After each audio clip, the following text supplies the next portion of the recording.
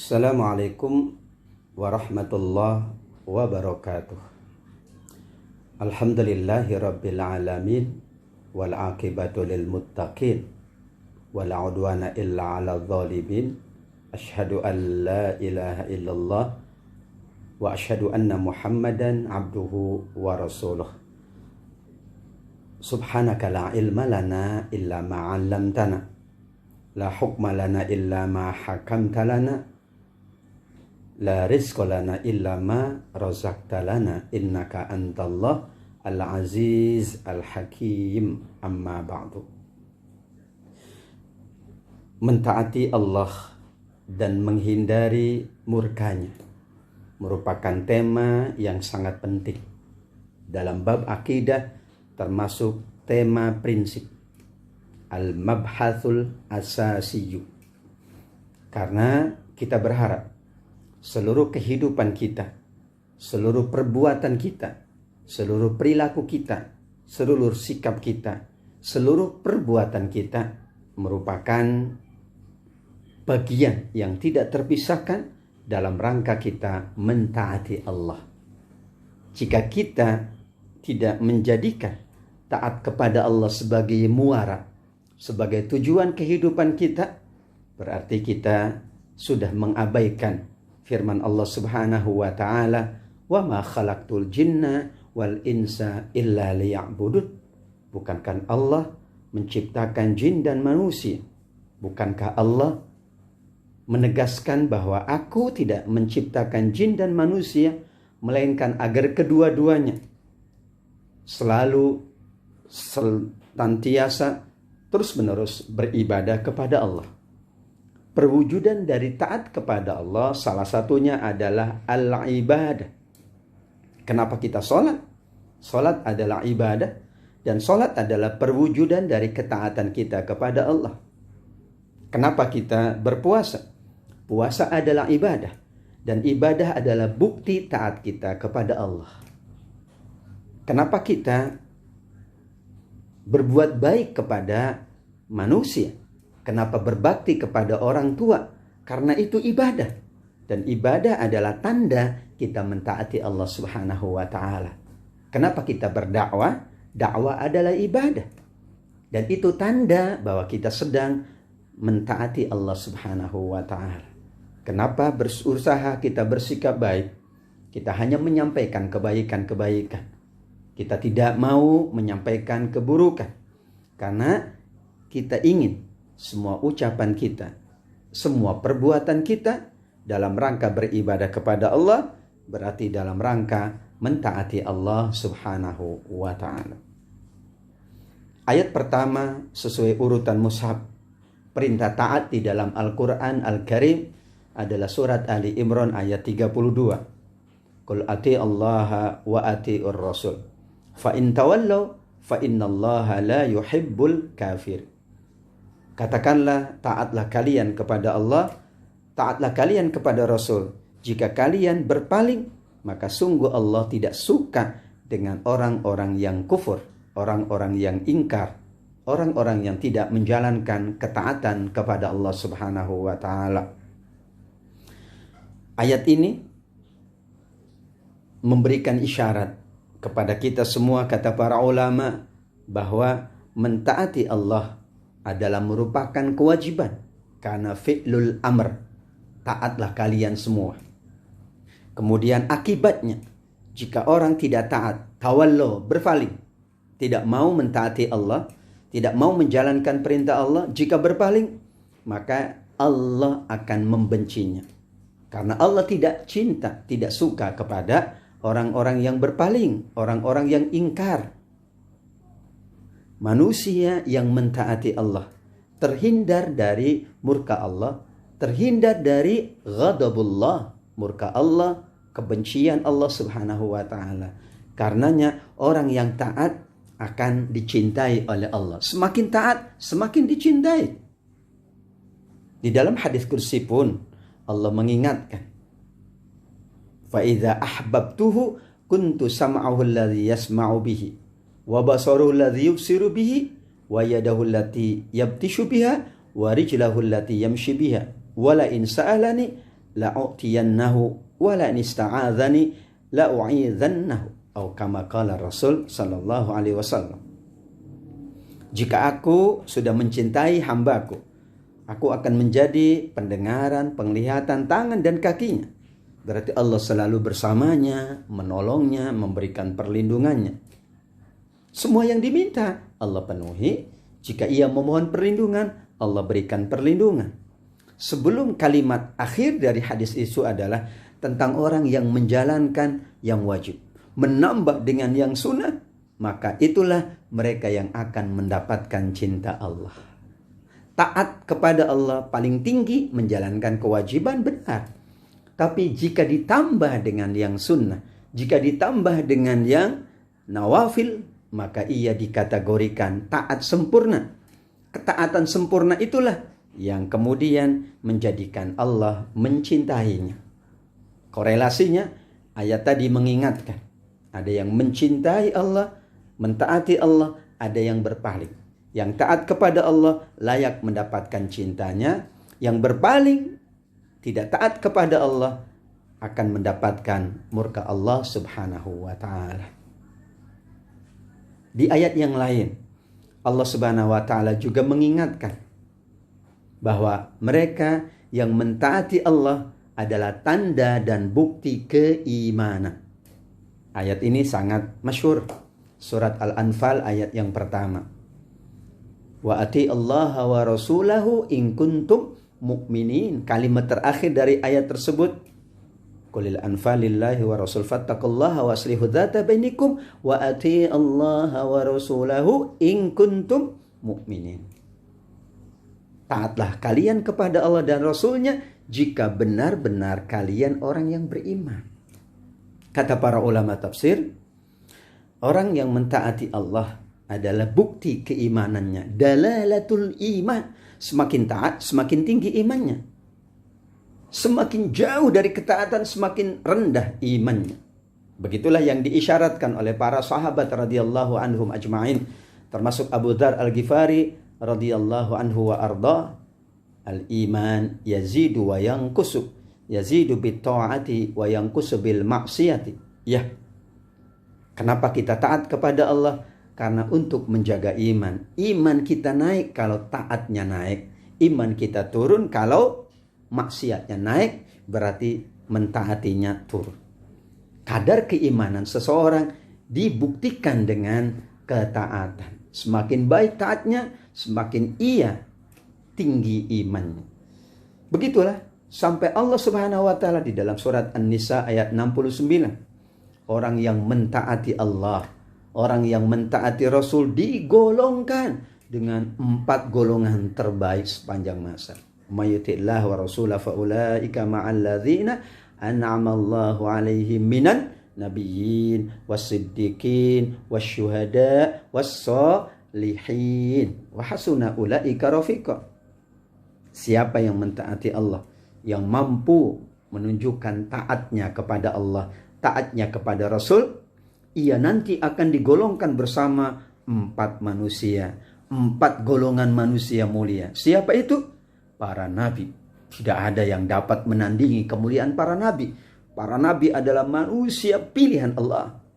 Bayangkan sekian miliar jumlah manusia yang Allah pilih menjadi nabinya, hanya beberapa saja. Berarti ini manusia pilihan.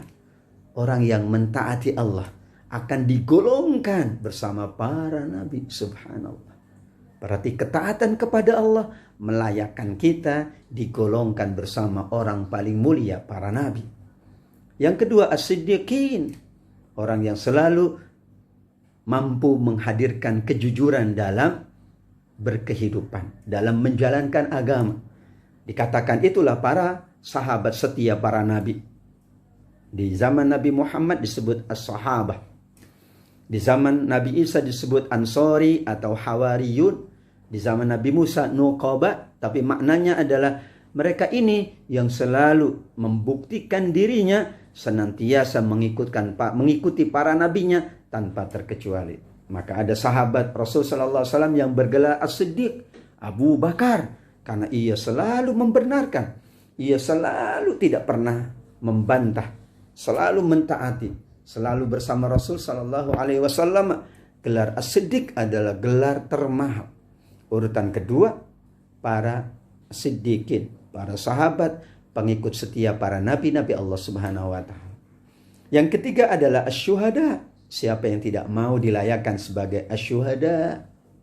Mereka yang menunaikan ketaatan yang baik, nanti di hari kiamat ia akan digolongkan, dibersamakan oleh Allah dengan para syuhada. Berat untuk menjadi syahid, tidak mudah, karena kita tidak tahu akhir dari kehidupan kita.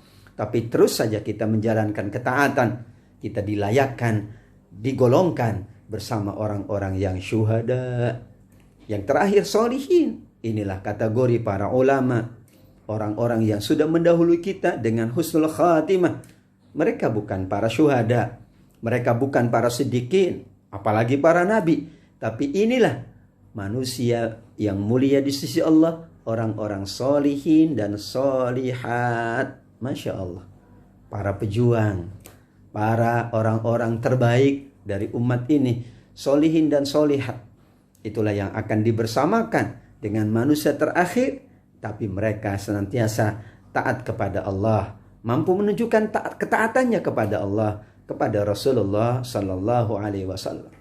Berarti mentaati Allah adalah sarana kita agar kita dipertemukan, digolongkan di yaumil qiyamah kelak dengan manusia-manusia termulia sepanjang masa, para nabi-nabi Allah, para siddiqin, para syuhada, dan para sholihin. Demikian juga ketaatan kepada Allah ini menjadi pertaruhan. Dalam arti yang akan dinilai oleh Allah adalah ketaatan kita kepada Allah. Yang akan dijadikan penilaian adalah bagaimana seluruhnya dalam rangka mentaati Allah Subhanahu wa ta'ala. Jika tidak, sungguh merugilah seseorang. Ketika orang bermaksiat, berbuat dosa, maka ia sedang tidak mentaati Allah. Terus-menerus dalam dosa, ia dikategorikan orang yang sangat merugi. Di dunia, ia layak mendapatkan kerugian, apalagi di yaumil qiyamah kelak. Makanya di ayat yang lain Allah kaitkan antara ketaatan dengan rahmatnya. Wa ati'ullaha war rasul la'allakum turhamun. Kenapa ada kata la'allakum turhamun?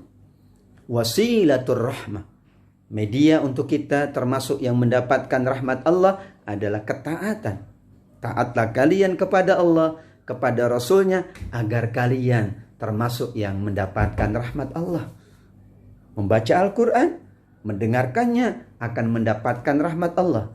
Membaca dan mendengarkan Al-Quran adalah benar ciri di antara amal yang termasuk taat kepada Allah. Berukhuwah. Innamal mu'minuna ikhwatun fa'aslihu baina akhawaykum wattaqullah la'allakum turhamun. Saudara yang baik, berhubungan yang baik, menjaga ukhuwah, itu juga cara kita untuk mentaati Allah, karena disebutkan di dalam surat Al-Hujurat ayat 10. Dan apa yang Allah akan berikan? La'allakum turhamun. Orang yang baik dalam bersaudara, yang saling menanggung, yang saling menolong, sampai ukhuwah itu dijaga dengan sebaik-baiknya. Nanti mereka di yaumil qiyamah akan mendapatkan rahmat Allah. Bukankah dalam hadis tentang 7 naungan, 7 golongan yang mendapatkan naungan di yaumil qiyamah? Sab'atun yuzilluhumullah yauma la zilla illa zulluh. Salah satunya adalah warujulani tahaba fillah ijtama alaihi wa tafarraqa alaihi. 2 manusia yang saling bersaudara, bertemunya karena Allah, berpisahnya karena Allah. Maksudnya adalah ketika bertemu ia selalu menjalankan ketaatan kepada Allah. Ketika berpisah memang karena Allah pisahkan, bukan kemauannya. Ya, saudaranya lebih dahulu meninggalkannya, lebih dahulu menghadap Allah, bukan keinginannya, tapi memang ketentuan Allah. Keduanya akan kembali dibersamakan di yaumil qiyamah. Mereka akan mendapatkan naungan di yaumil qiyamah. Karenanya ukhuwah itu dikaitkan dengan ketaatan, dikaitkan dengan rahmat. Jika ingin kita mendapatkan rahmat Allah, maka tidak ada kata lain atiillaha wa atiir rasul la'allakum turhamun. Taatlah kalian kepada Allah, taatlah kalian kepada Rasulnya, agar kalian termasuk yang dirahmati oleh Allah Subhanahu wa ta'ala. Allah Subhanahu wa ta'ala dalam hadis qudsinya juga mengingatkan, benar, Allah punya sifat ar-rahmah, sifat-sifat rahmatnya, penyayangnya, kemahamurahannya, kemahabaikannya. Tapi ada sifat al-ghadab, sifat-sifat kemurkaannya, sifat-sifat azabnya yang sangat pedih. Wallahu syadidul iqab, inna azabi lasyadid. Maka cara mendapatkan rahmatnya adalah dengan ketaatan. Dan jika menjalankan kemaksiatan, maka mendapatkan murkanya. Kenapa dalam doa kita selalu kita memohon dua hal. Allahumma inni as'aluka ridhoka wal jannah, wa a'udzubika min sakhatika wan nar. Ya Allah, anugerahkanlah kepada hamba ridhomu dan surgamu, dan hamba berlindung dari murkamu dan nerakamu. Kenapa? Karena manusia di dalam kehidupan ini membutuhkan rahmat Allah. Cara mendapatkan rahmat Allah dengan mentaatinya. Dan kita selalu memohon agar terhindar dari murka Allah. Murka Allah paling tinggi saat seseorang dimasukkan ke dalam neraka Allah Subhanahu wa ta'ala. Na'udzubillah min zalik. Ayat yang lain yang mengingatkan kita agar kita mentaati Allah adalah surat Al-Ahzab ayat ke-35. Minal mu'minina rijalun sadaqu ma'ahadullah alaihi faminhum man qada nahbahu wa minhum may yantaziru wa ma baddalu tabdila. Orang yang betul-betul taat kepada Allah, wa ma baddalu tabdila, tidak pernah berubah, tidak pernah kemudian ia berpaling. Maka ada dua golongan kata Allah Subhanahu wa ta'ala. Mereka yang sungguh-sungguh mentaati Allah, yang sungguh-sungguh menjalankan ketaatan kepada Allah. Yang pertama, kesungguhannya hingga Allah wafatkan dalam keadaan ia taat kepada Allah. Ia lebih dahulu diwafatkan oleh Allah. Dan ada golongan yang masih menunggu kata Allah. Wa minhum may yantazir. Namun yang menunggu itu akan disamakan dengan yang sudah mendahului. Asalkan wa ma baddalu tabdila. Ia tidak pernah berubah. Ia tetap komit. Ia tetap menjaga kebaikan dan ketaatannya kepada Allah Subhanahu wa ta'ala. Ia tidak mudah dibujuk rayu. Ia tidak mudah diiming-imingi dengan hal-hal yang menjauhkan ketaatan kepada Allah Subhanahu wa ta'ala. Ketaatan kepada Allah adalah prinsip di dalam kehidupan kita. Kenapa kita sholat? Kita taat kepada Allah. Kenapa kita berusaha untuk berbuat baik? Kenapa kita mengadakan majelis ilmi? Karena ini cara kita untuk mentaati Allah Subhanahu wa ta'ala. Semakin banyak ketaatan-ketaatan yang kita jalankan, akan semakin besar peluang kita untuk mendapat rahmat Allah, cinta Allah, ampunan Allah. Di ayat yang lain, qul in kuntum tuhibbunallah fattabi'uni yuhibbukumullah wa yaghfir lakum dzunubakum. Katakanlah jika kalian mencintai Allah. Kata para ulama tafsir, tanda taat kepada Allah adalah cinta. Karenanya kita diminta untuk beramal karena mencintai Allah. Saat kita mencintai Allah, Allah hadirkan cintanya, wa yaghfir lakum dzunubakum, dan Allah berikan ampunan. Tidak ada manusia taat dalam arti sempurna, tidak ada salahnya. Pasti ada salahnya. Tapi karena ia berusaha dalam menjalankan ketaatan, kesalahan itu diampuni oleh Allah. Subhanallah. Kita berusaha beribadah. Tidak mungkin sempurna. Kemungkinan ada salah. Tapi karena niatan kita, karena kesungguhan kita untuk menjalankan ketaatan, Allah siapkan ampunannya. Kita menjalankan apapun, sulit untuk kita memasuki kesempurnaan. Karena memang kita diciptakan oleh Allah dalam keadaan ada kekurangan dan keterbatasan. Tapi selama kita berusaha dan niatan kita adalah untuk menjalankan ketaatan, Allah siapkan ampunannya. Ketaatan kepada Allah akan mengundang rahmatnya, mengundang anugerah ampunannya. Karenanya Manusia yang taat kepada Allah berarti manusia yang menginginkan banyak kebaikan-kebaikan dunianya dan mempersiapkan banyak kebaikan akhiratnya. Yang kita persiapkan di dunia, itulah yang akan kita petik hasilnya. Dan tidak mungkin yang kita jalankan di dunia berbeda hasilnya di akhirat. Tapi kalau di dunia bisa jadi karena ujian. Orang baik di dunia Allah uji. Bisa jadi. Tapi orang baik di dunia di yaumil qiyamah pun dia akan mendapatkan kebaikan. Ketaatan kepada Allah adalah segala-galanya. Karenanya kenapa kita mengikuti Rasulullah, mengikuti para sahabat, mengikuti tabi'in, mengikuti para mujahidin, mengikuti para orang-orang solih, karena mereka adalah manusia yang taat. Ya, yang kita ikuti adalah mereka yang mentaati Allah Subhanahu wa taala, karena kehidupan ini tidak ada artinya kalau tidak dalam rangka menjalankan ketaatan. Bahkan kita berkeluarga, bahkan kita bermasyarakat, bahkan kita berorganisasi karena kita semangatnya ingin menjalankan ketaatan kepada Allah. Semakin banyak yang kita berikan untuk umat ini, semakin banyak pula peluang kita untuk meraih rahmat Allah, cinta Allah, kebaikan Allah, keberkahan Allah, dan lain sebagainya. Inilah pembahasan bagaimana kita mentaati Allah Subhanahu wa taala dan menghindari murkanya. Akhir ayat yang kita bahas pada kesempatan yang berbahagia ini adalah Allah mengingatkan bagaimana dahulu para sahabat diuji ketaatannya oleh Allah. Banyak ketaatan-ketaatan yang Allah uji kepada mereka.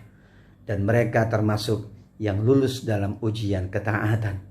Nabiullah Ibrahim diuji ketaatannya saat ia diperintah untuk menyembelih putranya Ismail.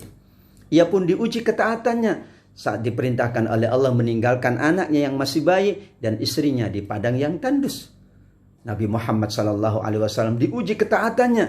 Ia diminta menikahi istri dari anak angkatnya setelah diceraikan, yaitu Zainab yang diceraikan oleh Zaid. Bagaimana? Itulah ketaatan. Ayatnya adalah wa makana lil mu'minin wala mu'minatin idza qadallahu wa rasuluhu amrun ayyakuna lahumul khiyaratu min amrihim. Tidaklah orang beriman laki-laki atau orang beriman perempuan, kalau Allah tetapkan, kalau Allah tentukan segala sesuatunya, yaitu dalam bentuk perintah dan larangannya, tidak ada kata lain melainkan mengikutinya. Ayat ini bicara tentang Zaid dan Zainab. Betapa beratnya Zainab harus menikah dengan laki-laki biasa, hamba saya Zaid. Tapi karena ini perintah Allah, perintah Rasul, tidak ada opsi. Ketika menjalankannya, Allah anugerahkan kebaikan. Zainab akhirnya dinikahi oleh manusia paling mulia, Rasulullah SAW. Kita selalu yakin ujian ketaatan akan selalu ada, dan itulah tanda kita beriman kepada Allah Subhanahu wa taala. Tidak mungkin ketaatan tanpa ujian. Justru di surat Muhammad ayat 31, wala nabluwannakum hatta na'lamal mujahidina minkum was-sabirin. Kami uji manusia ketaatannya. Kenapa? Agar kami tahu orang yang bersungguh-sungguh dan orang yang sabar. Insya Allah selalu kita berusaha menjalankan ketaatan. Kita bersungguh-sungguh menjalankan ketaatan. Apabila ada kekhilafan, kita yakin Allah akan memberikan ampunannya. Kehidupan ini adalah sarana kita menunjukkan ketaatan. Bukti iman kita ada pada ketaatan kita. Sekian banyak keutamaan manusia yang taat, Allah akan hadirkan untuk kita semuanya. Insya Allah demikian yang dapat saya sampaikan. Wallahu a'lam bishawab. Aqulu qouli hadza. Assalamualaikum warahmatullahi wabarakatuh.